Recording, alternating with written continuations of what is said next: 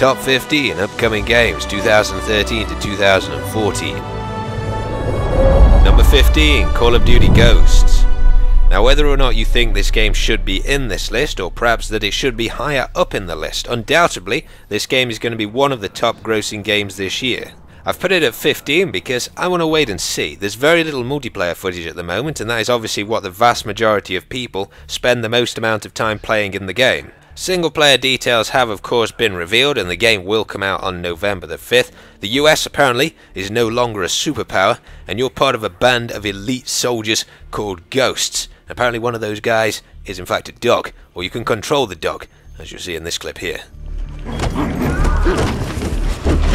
Nice. Where'd the other one go? Number 14, Splinter Cell Blacklist. Sam Fisher reprises his role in this game, but unfortunately it seems he took a bullet in the neck and now sounds completely different. Comes out August the 23rd, and the big selling point of this game is killing in motion, which basically means instead of just going stealthily one kill to another, you can now wipe out a whole troop of guys, one after the other, by marking like you could in Splinter Cell Conviction. Another cool little feature you may not have heard of is that if you're on the Xbox, you can call in Connect voice distractions, which means you can shout and the guards in game will come over to where they heard the shout from instead of Sam Fisher's copyright whistle.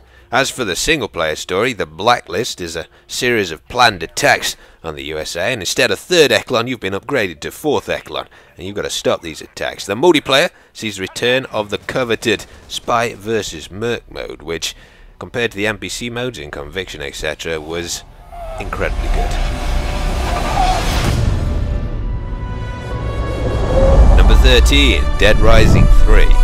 As you can see, the fictional city of Los Perdidos has got something of a zombie problem, which you, Nick Ramos, are going to fix. Game comes out at some point in November this year and is an Xbox One exclusive. Some of the new things, which in this game but not in the previous, you can now craft on the run. The guy you're playing is a mechanic, so if you wanted to make yourself a broom saw and you find a broom and a saw, that's how you make one. You can just kneel down and get that job done. It is a completely open world city like Grand Theft Auto is, and you've got to escape it before a military strike on there. So the game gives you a lot more freedom on the next generation of consoles than the previous games did.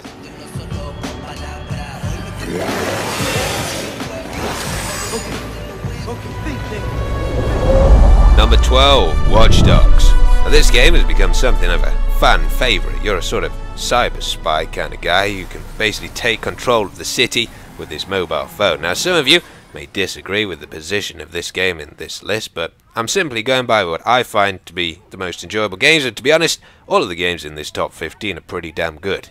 Game comes out November the 19th and is billed as an action-adventure stealth video game set in an alternative reality Chicago, where there's a supercomputer and those in control are, suffice to say, abusing it. But that's how you get to take control of all these things in the city, because they're all linked together. So you can use your phone to check people's bank details that you can see.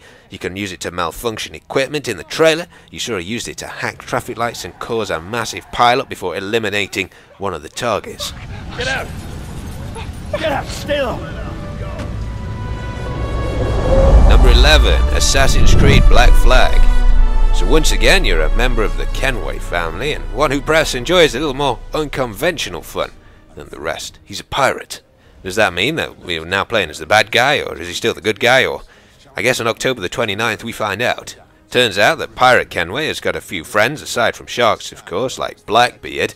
So if you're a fan of pirates, I don't know who is a fan of pirates, but if you are a fan of pirates, then I'm sure you'll see some of your favourites in this game. The game is supposedly broken down 60% on land gameplay and 40% ship gameplay. Now that means that you'll be sailing between 3 of the major ports in the game, which are Harrington, Kingston, and I think the last one's called Nassau. But basically you've got both land and naval exploration in this game, including, controversially for some people, whaling. So if you fancied a bit of whale, then you can now have a bit of whale.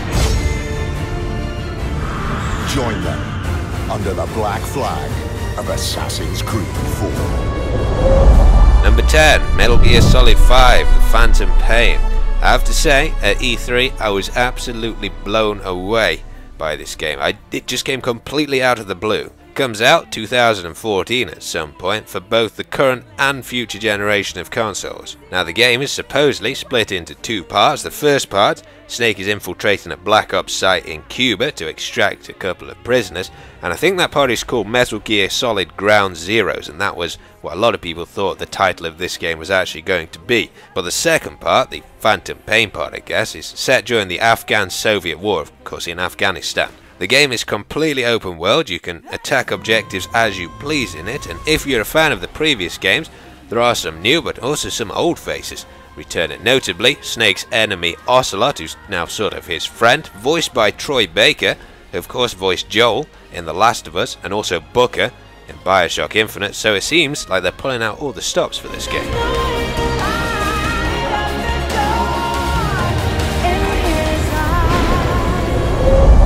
Number 9, Daisy Standalone. If you're unfamiliar with this game, it places you in an open world where you've got to survive the current zombie apocalypse with any other players that you find. The alpha of this game is coming out at some point in July and aims to improve on every aspect of the mod. The map's been extended 20% further to the north and the west, and there's new islands, including Utah's, out in the sea. 90% of the buildings are now enterable, most of the towns have been rearranged, there's a new crafting system, a totally new UI, even the map comes in several different parts that you have to piece together. So there is, we've got military bases nearby. I mean, it's a 260 square kilometer map. Number 8, Arkham Origins.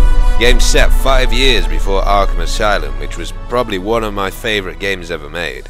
As you would imagine, when the game comes out on October the 25th, you'll be playing as Batman, and he's brought with him a whole new set of tools, including the Batwing, which you can now use to travel from one place to another. Of course, Arkham City was pretty open world, and it seems like the world in Arkham Origins is going to be even bigger, so that's how you get from one place to another. There's also the Batclaw, which allows you to attach two enemies together.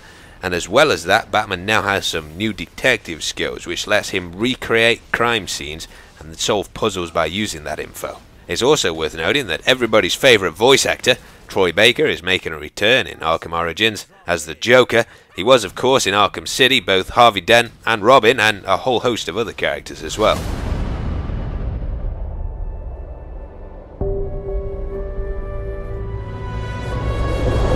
Number 7, Mirror's Edge 2.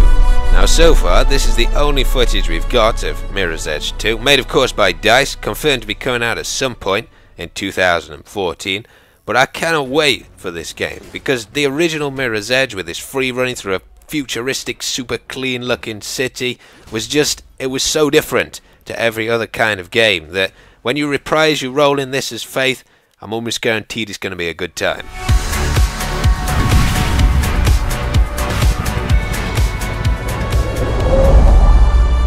Number 6, The Division. This was probably the biggest shock for me, at least, at E3. Currently only coming out on the PlayStation 4 and the Xbox One, although they are considering a petition to get this on PC. It is an MMO third-person tactical shooter. The game is set in an immediately post-apocalyptic New York, where a disease has caused society to collapse. You play part of an elite team set to try and resolve this crisis. As with a lot of next-generation titles, this game features companion gaming, so if you've got a tablet, then you can use it to, say, fly around a little bot to check out different parts of the city and things like that without having to go in there with your character. Wow, yep. I'm gonna go in. Number 5, Titanfall. So this is the first release of Respawn Entertainment. The guys who left Infinity Ward set up their own company because they didn't like the direction of the Call of Duty series. The game is said to come out Q1 2014 for the Xbox One and PC. It's multiplayer only with single player elements, which is actually quite a good thing because that usually means the multiplayer is going to be very refined. As you can see, you can either play as free running pilots or inside agile mech walkers, so Colonel Quadrich, eat your heart out.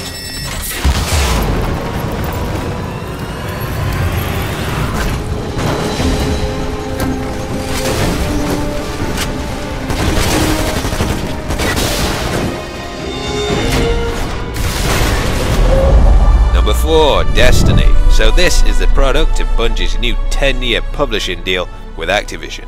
You play 700 years in the future. Humans have branched out during what was called the Golden Age to planets in the solar system. But then for some reason, there was a collapse of all of this, where all the colonies were destroyed and mankind was nearly wiped out, but was saved by a mysterious orb called the Traveller, which hovers above the last city on Earth. You play as either a hunter, a warlock, or a titan, whose job is to reinforce the city and find out what caused the collapse. So the game is dubbed to be an FPS with MMO elements, in the sense that it has a matchmaking system which actually limits the number of players you see in the world, determined by what you're actually doing in the world. It's confirmed to be coming out at some point in 2014 on both the current and future generation of consoles.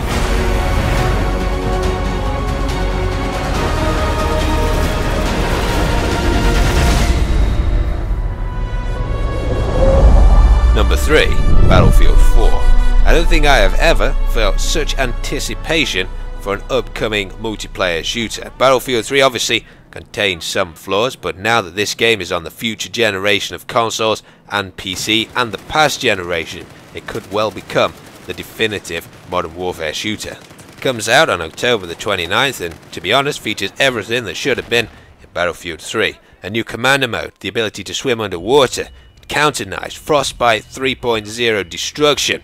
As you'll see in this video, this whole tower gets destroyed once the underlying pillars are taken out. You can also play as female soldiers, and you play as 3 factions: the US, China or Russia. From what I've seen, both vehicle and infantry gunplay is a whole lot more satisfying as well.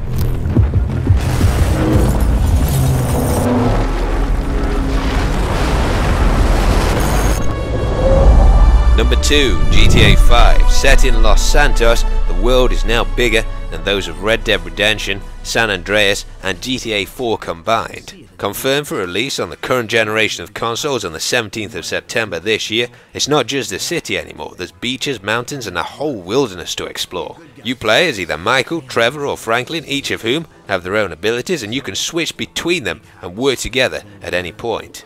If you want something different from the main story, you can of course indulge in all the extras: yoga, jet skiing, base jumping, golf, scuba, gym. You can pretty much do what you would do in any city. If you get bored, which is unlikely, why not buy yourself some property?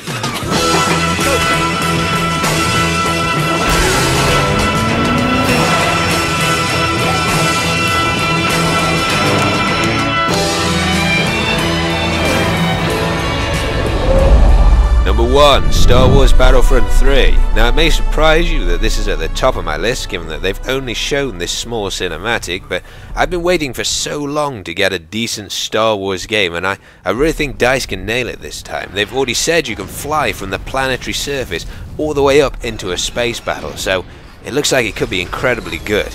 But thanks for watching guys, I hope you enjoyed the video, and I'll see you in the next chapter.